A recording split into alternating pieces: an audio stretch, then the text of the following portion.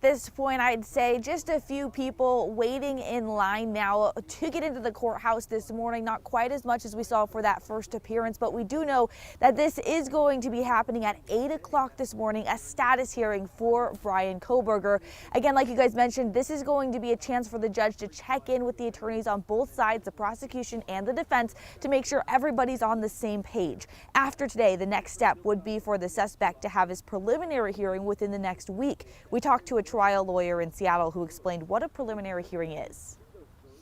A preliminary hearing is a hearing to determine if the person charged with the felony, the homicides in this case, should be tried for the crime charged based on the presentation of evidence that he committed the crime.